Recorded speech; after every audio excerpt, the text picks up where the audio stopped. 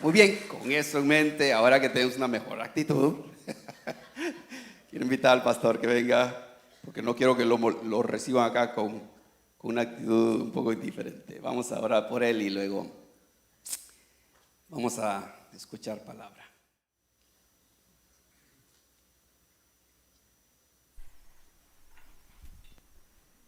Buenos días, amada iglesia.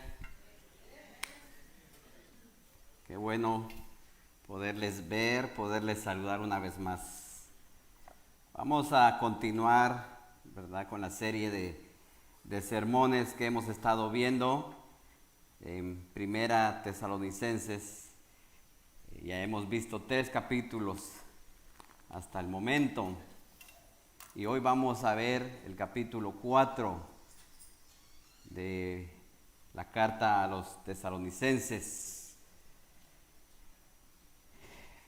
Después de una larga introducción en los primeros 3 capítulos, Pablo está listo para llegar al punto principal de su carta. En estos 3 primeros capítulos que hemos visto, Pablo ha alabado la fidelidad de estos creyentes, ha defendido sus motivos, ha compartido su gratitud por su amor a las Escrituras y ha expresado su amor personal para ellos. La estancia de Timoteo reveló algunos problemas de los cuales los tesalonicenses estaban luchando. Por eso al final del capítulo 3, Pablo oró por su crecimiento espiritual y para que Dios le abriera una puerta para volver a verlos. Pero hasta que Pablo pudiera volver a verlos, quiso dejarles algunas exhortaciones finales en su carta. Con esto en mente, leamos Primera Tesalonicenses, capítulo 4, los versos del 1 al 8. Y el tema de esta prédica en esta mañana es un andar que agrade a Dios. Cuando tengan Primera Tesalonicenses capítulo 4, digan amén. Y si se ponen de pie en reverencia a la palabra, sería bueno. Y la vamos a leer con el permiso del Padre y del Hijo y del Espíritu Santo. Y dice: por lo demás, hermanos, le rogamos y le exhortamos en el Señor Jesús, que tal como han recibido de nosotros instrucciones acerca de la manera en que deben andar y agradar a Dios, como de hecho ya andan, así abunden en ello más y más. Pues ustedes saben qué preceptos le dimos por autoridad del Señor Jesús, porque esta es la voluntad de Dios, su santificación, es decir, que se abstengan de inmoralidad sexual, que cada uno de ustedes sepa cómo poseer su propio vaso en santificación y honor, no en pasión degradante como los gentiles que no conocen a Dios. Verso 6, que nadie peque ni defraude a su hermano en este asunto, porque el Señor es el vengador en todas estas cosas, como también antes le dijimos y advertimos solemnemente, porque Dios no nos ha llamado a impureza, sino a santificación. Por lo tanto, el que rechaza esto no rechaza a un hombre, sino al Dios que les da a ustedes su Espíritu Santo. Que el Señor añada bendición a su bendita palabra. El correr y el caminar se ha vuelto uno de los deportes favoritos, ¿verdad?, de las personas. Cuando usted y yo manejamos hacia el trabajo o hacia la market, podemos ver a personas corriendo, caminando, ¿verdad?, por las montañas, por los parques. Bueno, nuestra vida cristiana puede compararse a esa caminata. De hecho, Pablo usa este simbolismo con frecuencia y dice: os ruego que andéis como es digno de la vocación con que fuisteis llamados, Efesios 4:1. Luego Efesios 4:17 dice: no andéis como los otros gentiles. Efesios 5:2 dice: andad en amor. Y Efesios 5:8 dice: andad como hijos de luz. Amado hermano, nuestra forma de andar o de vivir debe marcar la diferencia en este mundo. El apóstol Pablo muestra cómo esto se traduce en áreas específicas de nuestra vida. Y no es de extrañar que la primera área que el apóstol Pablo aborda sea la impureza sexual. Amados, la inmoralidad sexual es el violento monstruo que destruye vidas y familias. Es el método más eficaz que Satanás usa para destruir vidas y arruinar relaciones matrimoniales. El pecado sexual. Este mundo está saturado de ello. Todos los días estamos expuestos a una mirada seductora de tentaciones, hermanos, en cuanto a este tema. Y no es casualidad que la pornografía sea la industria más millonaria que exista.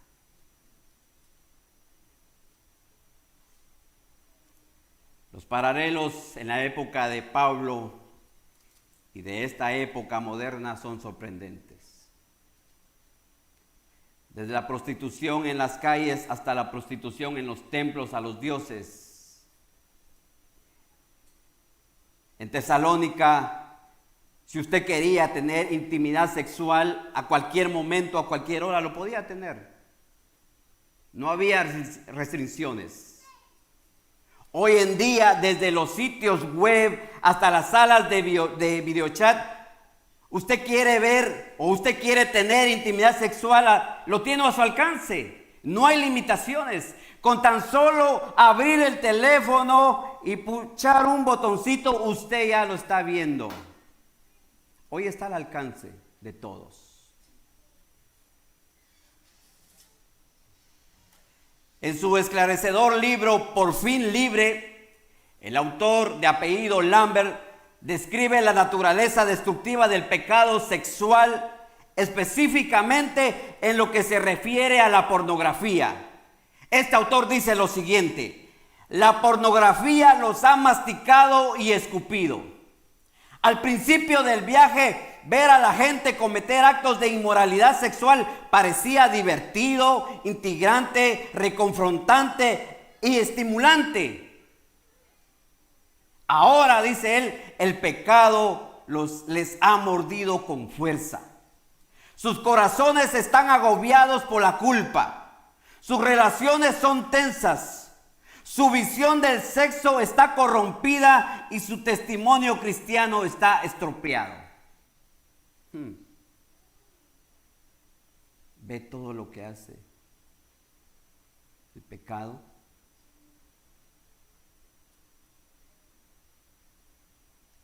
Pablo sabía que el pecado sexual destruiría la vida y arruinaría el testimonio de esta joven iglesia. Y como cualquier buen entrenador, sabía que la mejor defensa era a menudo un buen ataque.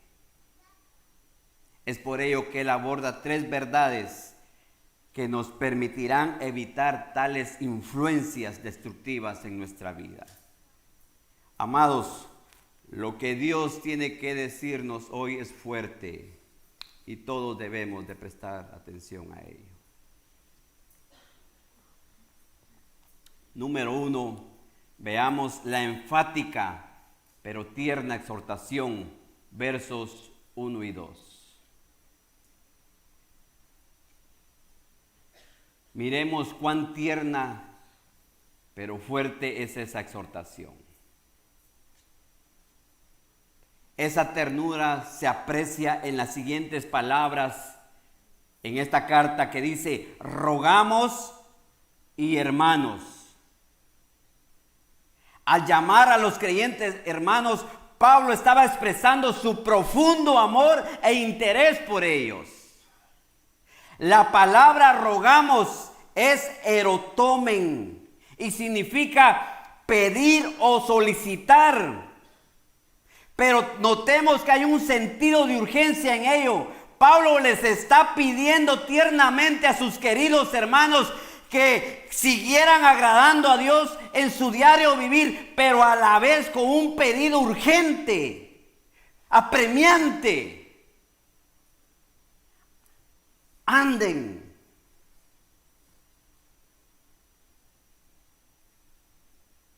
Les ruega el apóstol Pablo, porque él sabía el peligro del pecado. Y es por eso que el apóstol Pablo los exhorta con amor y les ruega a estos hermanos un pedido urgente, porque él sabía lo delicado que era eso. Y usted y yo sabemos lo delicado que es el pecado sexual. Con eso no se juega, hermanos. Y es por eso que el apóstol Pablo les hace ese pedido urgente. A los creyentes tesalonicenses se les había enseñado cómo debían de conducirse y agradar a Dios. Y Pablo en el verso 2 les escribe y dice: pues ustedes saben qué precepto les dimos por autoridad del Señor Jesús. El apóstol Pablo les recuerda los mandatos bíblicos específicos que les había enseñado mientras estuvo con ellos. Y acá hay un principio importante que no debemos de pasar por alto. Cuando usted y yo enseñamos la verdad bíblica, no solo debemos de decirle la verdad a la gente, sino debemos decirle dónde se encuentra o en qué parte de la palabra se encuentra esa verdad. Porque hoy en día muchos predicadores son buenos para decir la verdad, pero les cuesta decir dónde encontraron esa verdad.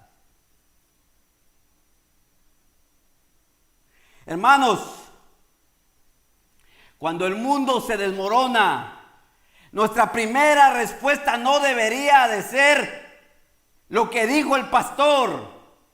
Es que el pastor dijo. No, nuestra primera respuesta debería de ser recordar lo que dijo Dios o lo que dice Dios en su bendita palabra. Pensemos en el profeta Jeremías cuando caminaba con el corazón roto en medio de la destrucción de Jerusalén. Jeremías describe sus sentimientos de quebranto, soledad, aflicción y dolor. Pero algo sucede que cambia su perspectiva. Y se puede ver en sus palabras. En Lamentaciones 3:21-22 él dice: esto traigo a mi corazón. Por eso tengo esperanza que las misericordias del Señor jamás terminan, pues nunca fallan sus bondades. ¿Qué recordó Jeremías? Lo que dijo el predicador. Jeremías recordó las promesas de Dios que se encuentran en este bendito libro. Su mente fue atraída a la verdad. Hoy en día, algunos creyentes prefieren leer libros que ofrecen soluciones rápidas, instantáneas, útiles para sus problemas de la vida, en lugar de explorar la bendita palabra de Dios. Y con eso no estoy diciendo que no hay que leer libros. Yo leo libros. Hay que leer literatura, especialmente literatura cristiana. Pero la mejor lectura, la mejor literatura se encuentra en esta bendita palabra. Por ello hay que profundizar en ella, hermanos. El Salmo 19:7 al 8 dice: la ley del Señor es perfecta, que restaura el alma. El testimonio del Señor es seguro, que hace sabio al sencillo. Los preceptos del Señor son rectos, que alegran el corazón. El mandamiento del Señor es puro, que alumbra los ojos. Esta bendita palabra alumbra nuestra vida, alumbra nuestros ojos, amada iglesia. Andar y agradar a Dios significa que debemos de ver esta verdad, deseables más que el oro, más dulces que la miel y que el destilar del panal. Anhelemos la bendita palabra del Señor cada día, cada día. Pero, aquí hay un pero. Conocer la verdad es una cosa, hacerla es otra. ¿Verdad? Es que yo me conozco la Biblia. ¿La practicamos? ¿La vivimos?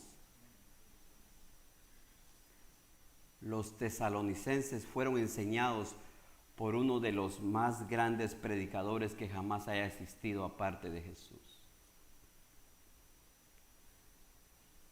Su profundidad espiritual de estos hermanos era tan amplia. Sin embargo, su crecimiento espiritual dependía de algo más que tener un amplio conocimiento teológico. Debían determinar que iban a seguir buscando a Dios. En esencia, Pablo les dice: han empezado bien la carrera, ahora sigan corriendo. Tienen los cimientos ya puestos, ahora sigan edificando sobre ellos. Pablo claramente les dice: lleven su devoción espiritual a otro nivel. Como lo dice en el verso 1, así abunden en ello más y más. Dicho de otro modo, que su andar con Dios se extienda a todos los ámbitos de su vida.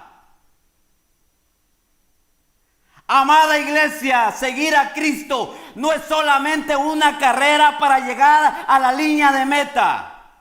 No. La carrera o la caminata cristiana es un maratón que requiere compromiso, requiere tenacidad, requiere disciplina para poder seguir corriendo.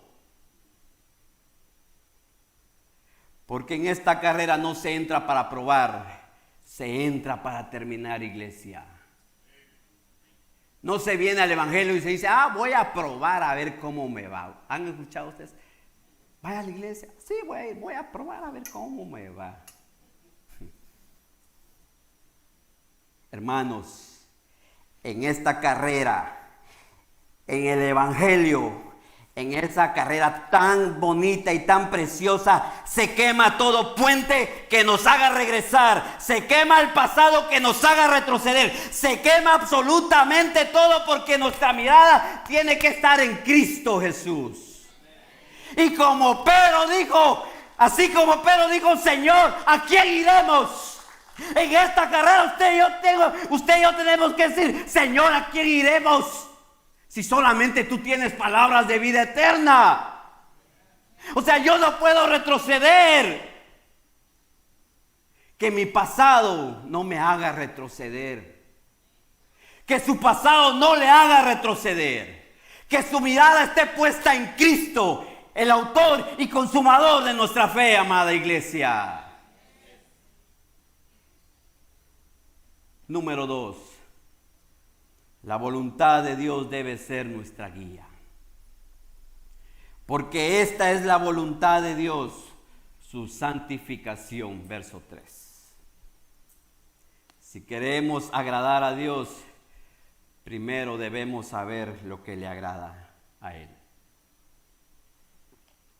El Señor no nos deja ninguna duda sobre lo que Él piensa del pecado sexual.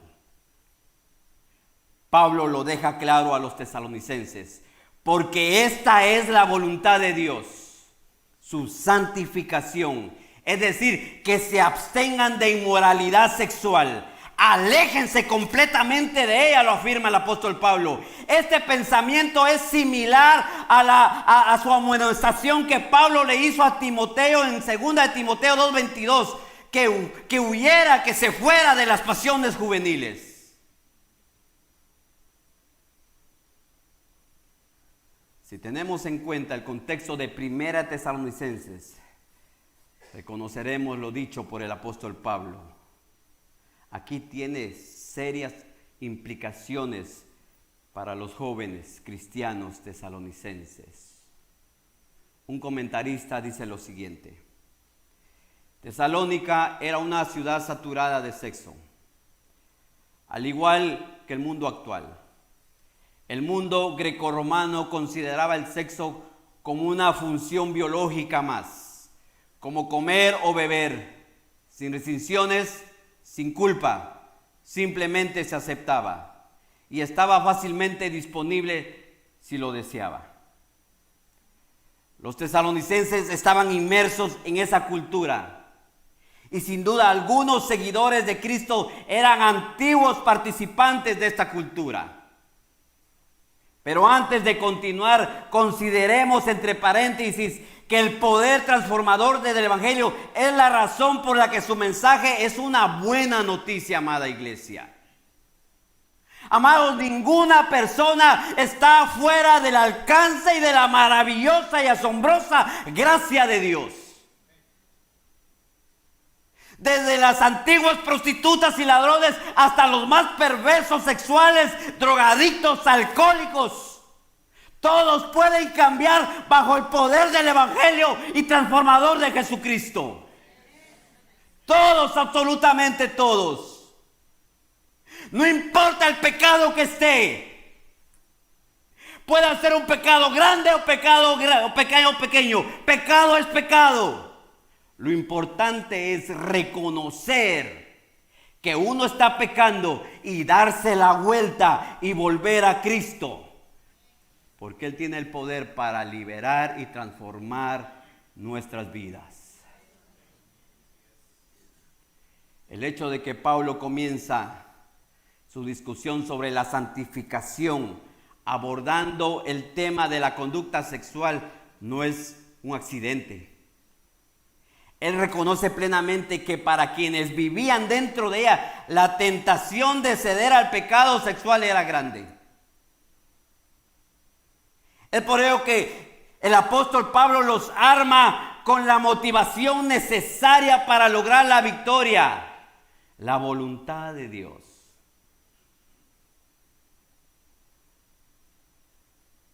¿A qué pastor o líder o hermano le han hecho esta pregunta? ¿Cómo puedo conocer la voluntad de Dios? ¿Han escuchado ustedes esa pregunta? ¿O se la han hecho? A mí me la han hecho. Pastor, ¿cuál es la voluntad de Dios?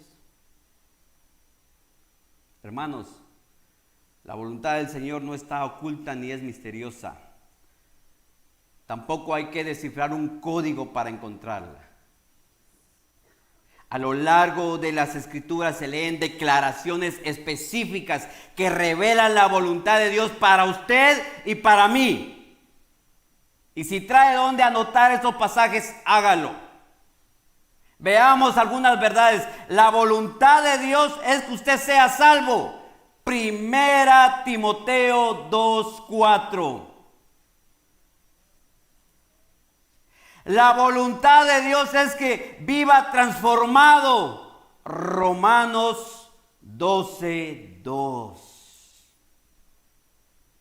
La voluntad de Dios es que usted tenga un buen testimonio para quienes están fuera de la iglesia.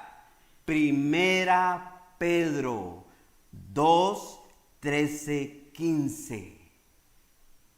La voluntad de Dios es que seamos llenos del Espíritu Santo. Efesios 5:18. La voluntad de Dios es que seamos agradecidos. 1 Tesalonicenses 5:18. Léalo en su casa y reflexione en ello.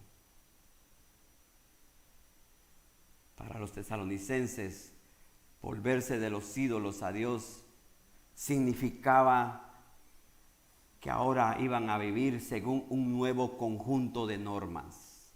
Así que el apóstol Pablo le da 3 formas en las cuales ellos debían de obedecer.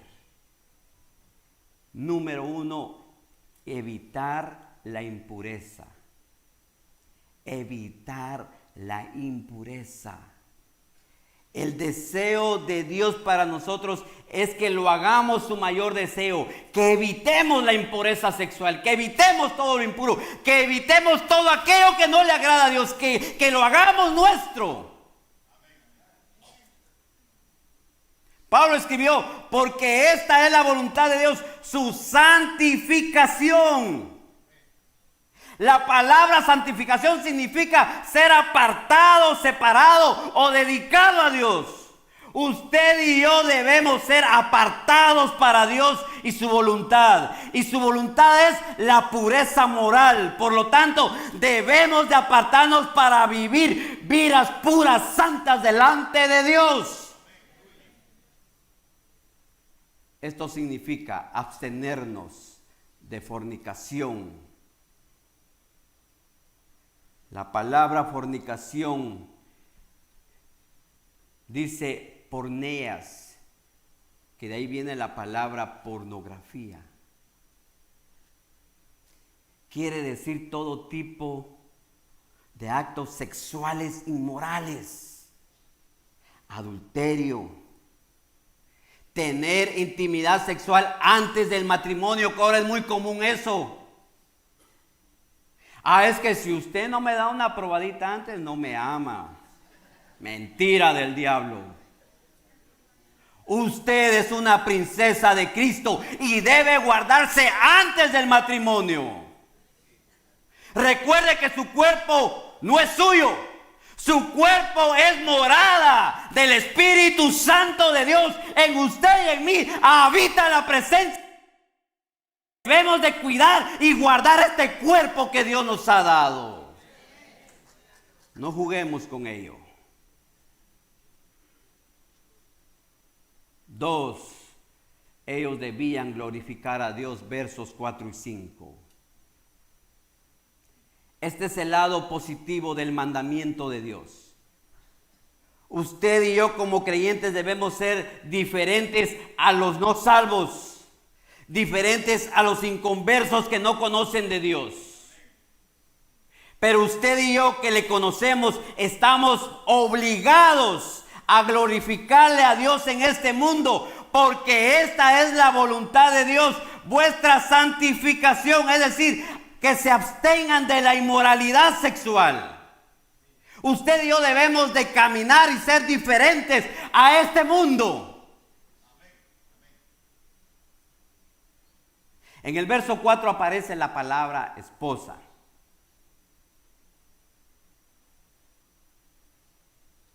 Y en el verso 4 se traduce vaso, ¿verdad? En algunos dice esposa y en otros dice vaso. En la versión antigua Reina Valera puede referirse al control del cuerpo, puesto que nuestro cuerpo es el vaso de Dios.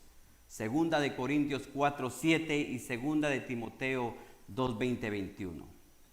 Pero también puede referirse a la esposa, ya que Pedro la llama en primera de Pedro 3:7 el vaso más frágil, ¿verdad? Pero en cuanto a mi persona, prefiero la primera interpretación, por el hecho de que Pablo escribió a todos los creyentes, no solo a los casados, le escribió a toda la iglesia. Hermanos, el creyente que comete pecado sexual está pecando en contra de su propio cuerpo.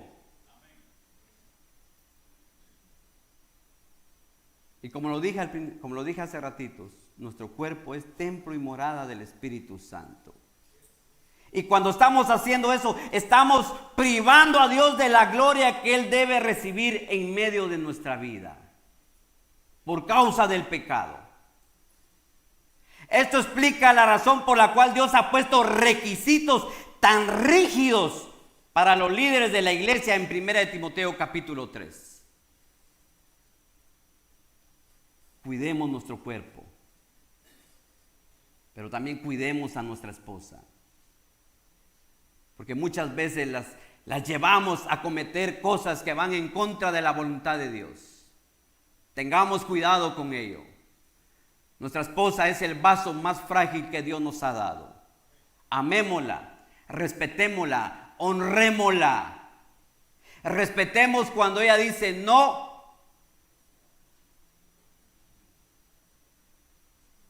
No obliguemos, porque nuestra esposa es el vaso más frágil que Dios ha puesto en nuestra mano. Amemos y cuidemos de ella. 3. El apóstol Pablo dice respetar a los demás, verso 6. El pecado sexual es una transgresión, no solo contra la santidad de Dios, sino también en contra de la dignidad de otras personas. Dios establece límites para nuestra vida. Su límite para la impureza sexual no debe ser cruzado, hermano. De igual manera, usted y yo debemos de tener un límite con nuestro hermano y con nuestra hermana. Un comentarista dice lo siguiente en relación con esto. Dios ha escrito, prohibido el paso sobre todo hombre o mujer que no sea la propia esposa o marido. Prohibido el paso. No se puede pasar. Hay un rótulo, ¿verdad? Prohibido.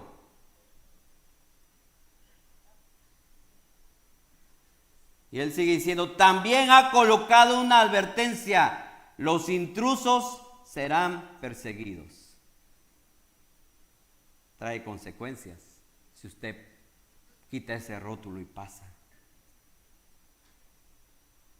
Hermanos, cuando se comete un pecado sexual con otra persona, se cruza un límite que el Señor nunca quiso que se cruzara.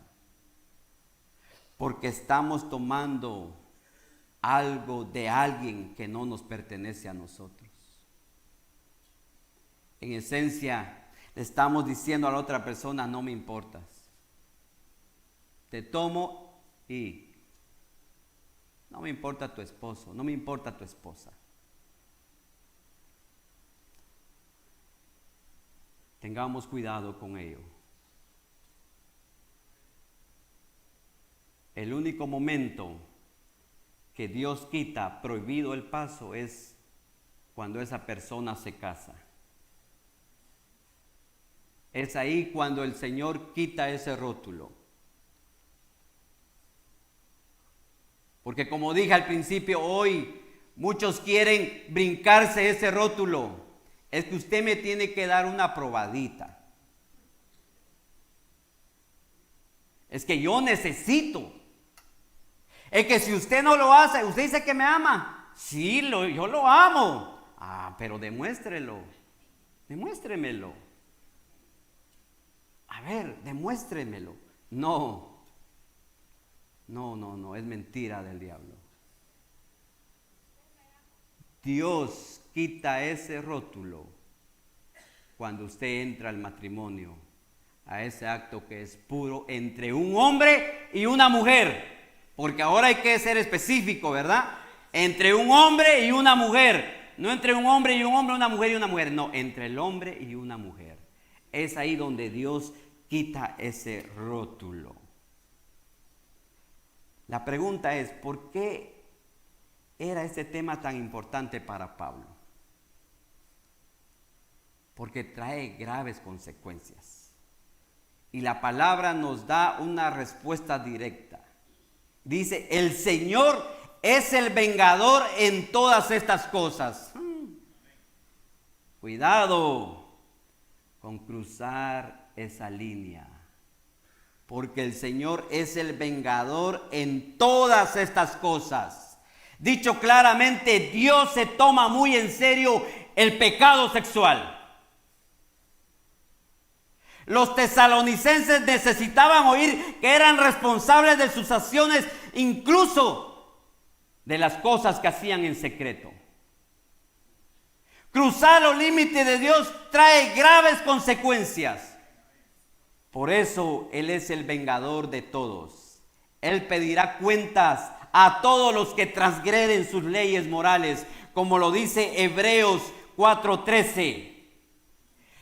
No hay cosa creada oculta a su vista, sino que todas las cosas están al descubierto. Mire, están al descubierto y desnudas ante los ojos de aquel a quien tendremos que darle cuentas. No es que Dios no me ve. Mire, manejemos unas 2 horas. Vámonos. No nos ven. Ahí está el Señor. Ahí están los ojos del Señor. Y va con usted. Es más, entra al cuarto y ve. Tengamos cuidado. No juguemos con el pecado, porque trae graves consecuencias. Y por último, la aprobación de Dios debe ser nuestra pasión.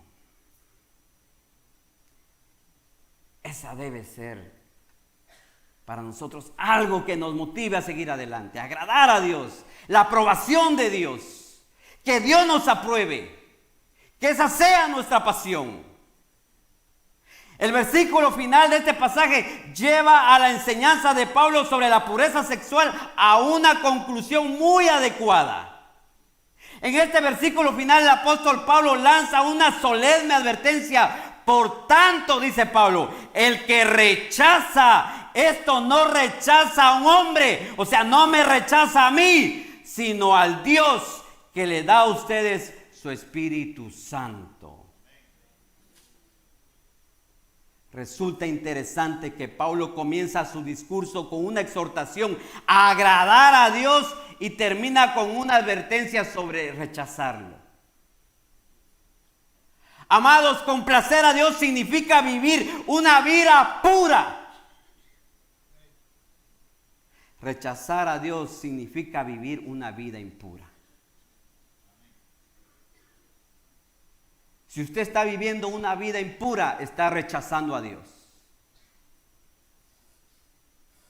Pero si usted está viviendo una vida pura en santidad, está agradando al que le llamó. En Juan 14:15 dice el Señor: si me aman, obedezcan mis mandamientos. Si el Señor me dice no peques, no peco. ¿Por qué? Porque el Señor me lo dice: no cometerán adulterio. Es la ley. Y si la ley está aquí es para cumplirla, no es para cuestionarla. Si en los 10 mandamientos a mí me dice no cometerás adulterio, no debo ¿qué? Cometer adulterio. ¿Por qué? Porque es la ley. No es ley de hombre, es la ley de Dios. Asimismo dice en Juan 14:24: el que no me ama no obedece mis palabras. Aquel que comete pecado, aquel que le da rienda suelta a su cuerpo, a su mente, a su imaginación, no ama a Dios. Porque si amara a Dios, obedeciera sus mandamientos. Mire, quiero ilustrar esto. Y quiero poner una línea acá. Y vamos a hacer esto. Pablo traza una línea. Y vamos a hacer una línea. Aquí está una línea.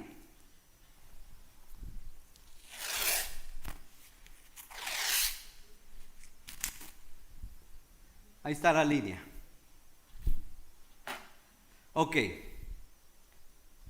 De este lado de la línea está la bendición de obedecer a Dios y honrar al Espíritu Santo. Pero si cruzamos esta línea, estamos deshonrando a Dios. Y muchos o ya están pegados a la línea o ya tienen un paso de este lado de la línea. No juguemos con el pecado, una vez más les digo. Por eso el Señor dice en su palabra, ni hablen de ello, porque Él sabe lo delicado. El Señor no da consejos, mire, hagan esto, mire, yo les sugiero que hagan esto. Cuando usted, no, el Señor dice, aléjense del pecado, de la inmoralidad sexual. Entre lo más posible estamos alejados de esa línea mejor. No jugueteemos con el pecado, porque el pecado seduce. El pecado lo llama. Varón, hay que cerrar las ventanas de los ojos, ¿verdad? Yo hablaba con el pastor Enrique la otra vez, pastor, yo siempre me recuerdo sus palabras. Hay veces que a uno se le olvida y uno dice, ¿qué estás viendo? ¿Qué estás pensando? Siempre debemos, o sea, usted dirá, pastor, no, soy humano, vivo en este mundo, pero reconozco que el Dios a quien sirvo me ha transformado para que yo viva de este lado de la línea y no esté agradando al pecado. Tengamos cuidado con cruzar la línea. Pero ahora la pregunta es, pastor, ¿pero cómo hago para estar alejado de la línea? Sí, pastor, las tentaciones, lo que uno ve, pastor, yo manejo todos los días, trabajo en una fábrica, pastor. ¿Cómo le hago?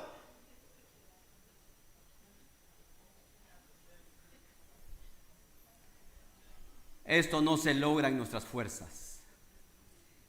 Esto se va a lograr solamente con el poder del Espíritu Santo de Dios.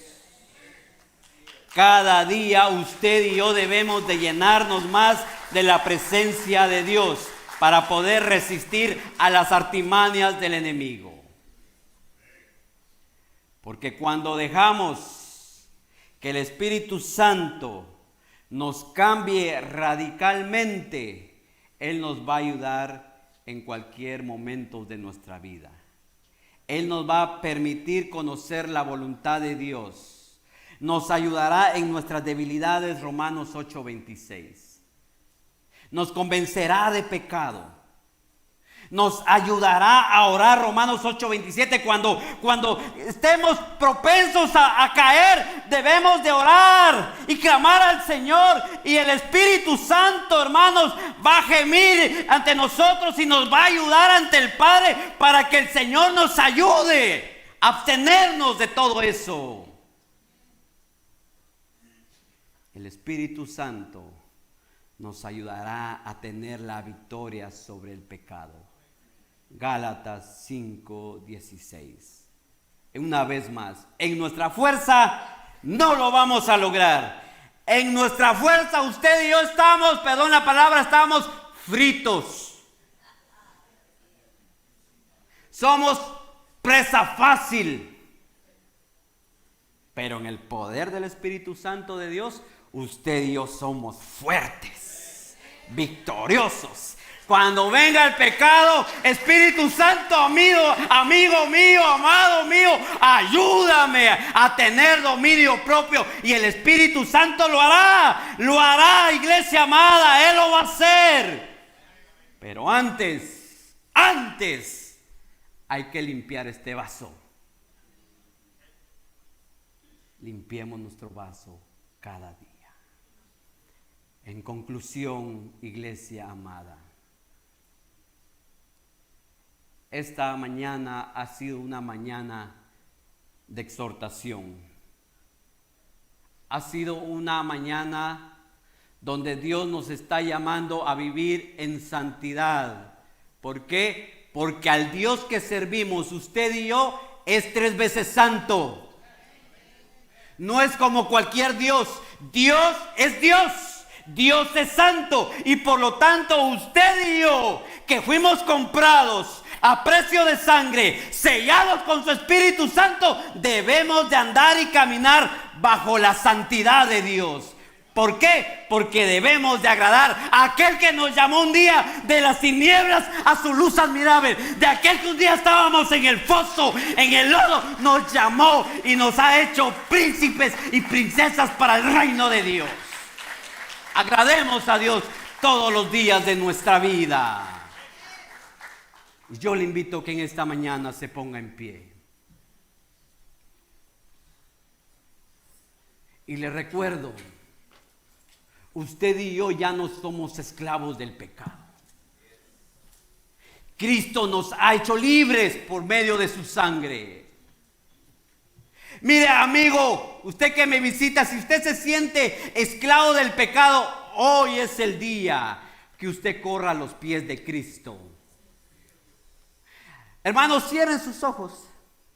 Cierren sus ojos. Yo voy a hacer este llamado. No importa lo que estés pasando, lo que estés viviendo, o si el enemigo te está recordando tu pasado. Hoy el Señor te está llamando. Hoy el Señor quiere limpiarte. Hoy el Señor quiere hacerte libre de todo pecado y toda condenación. Yo le invito a que salga de su asiento y corra a los pies de Cristo. Quizás usted ha luchado con ese pecado. Quizás ha llorado noches enteras diciendo: Señor, ayúdame, ya no puedo más. He hecho esto, he hecho aquello, ya no puedo más, ayúdame. Hoy el Señor le está llamando porque le quiere ser libre. Lo quiere liberar de todo pecado. Usted y yo, una vez más, no somos esclavos del pecado.